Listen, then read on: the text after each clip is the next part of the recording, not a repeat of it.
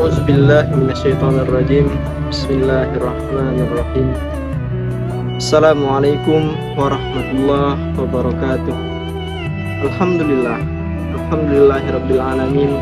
Wa bihi nasta'in ala umuri dunya waddin. Wassalatu wassalamu ala asrofil anbiya'i wal mursalin wa ala alihi wa sahbihi ajma'in. Amma ba'du. Pertama-tama mari kita panjatkan rasa puja dan puji syukur kita atas kehadirat Allah Subhanahu wa taala. Karena berkah rahmat-Nya lah kita masih bisa merasakan kesehatan, masih bisa merasakan menghirup udara yang segar pada hari ini. Salawat dan salam mari kita curahkan kepada Nabi kita, Nabi Muhammad sallallahu alaihi wasallam. Berkat perjuangan beliaulah kita masih bisa merasakan seperti apa yang ada sekarang ini.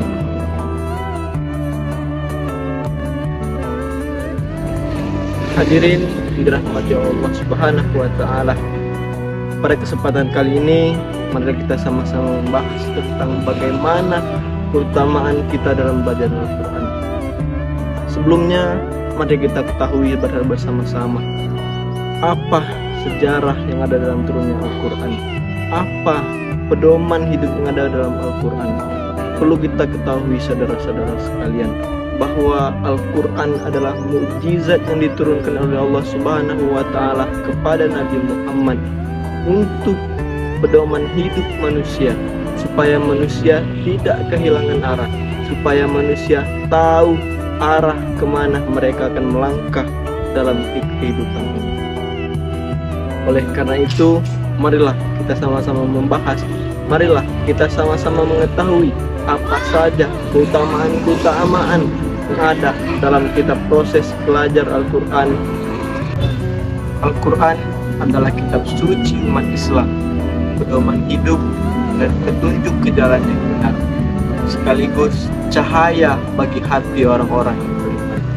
Adapun keutamaan-keutamaan yang ada dalam Al-Quran adalah yang pertama, Al-Quran adalah petunjuk bagi manusia, sebagaimana telah disebutkan oleh Allah Subhanahu wa taala dalam Al-Quran surah Al-Baqarah ayat 2 yang berbunyi, A'udzubillahi minasyaitonirrajim. Bismillahirrahmanirrahim. Dzalikal kitabu la raiba fihi hudal lil muttaqin. Yang artinya kitab Al-Quran ini tidak ada keraguan padanya, tunjuk bagi orang-orang yang bertakwa. Al-Quran surah Al-Baqarah ayat kedua. Belajar Al-Quran berarti kita sedang belajar pedoman hidup. Orang yang dekat dengan Al-Quran akan lebih mudah membedakan mana yang benar dan mana yang salah. Hidupnya lebih terarah, hatinya lebih tenang, dan perilakunya pasti lebih baik. Keutamaan yang kedua, orang yang belajar Al-Quran adalah sebaik-baik manusia. Kenapa begitu?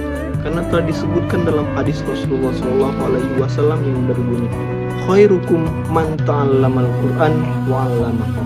Yang artinya sebaik-baik kalian adalah orang yang belajar Al-Quran dan mengamalkannya. Hadis ini menunjukkan betapa mulianya orang yang sedang belajar Al-Quran. Karena mengapa?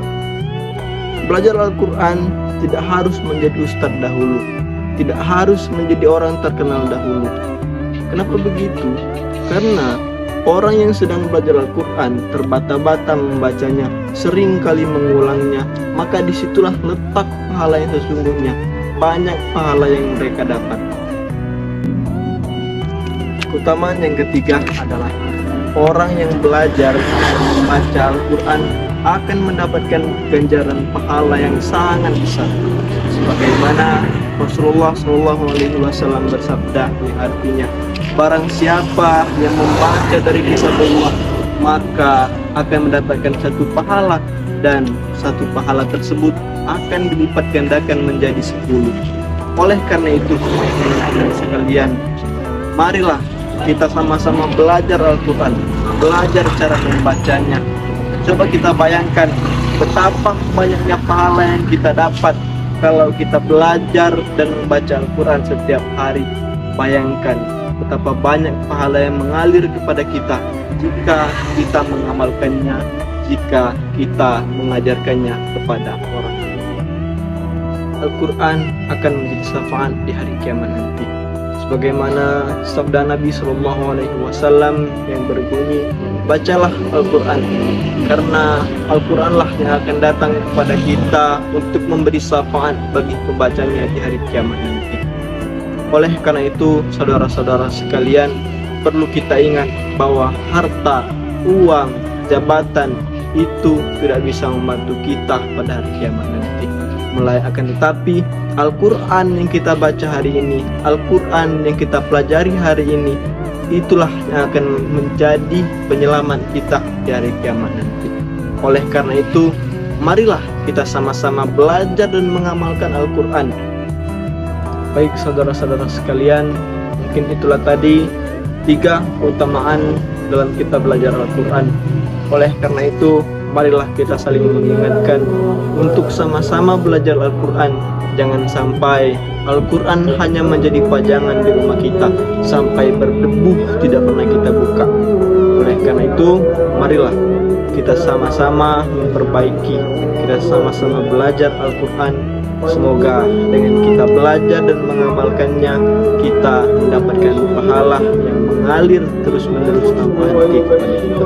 Sekian, wassalamualaikum warahmatullahi wabarakatuh.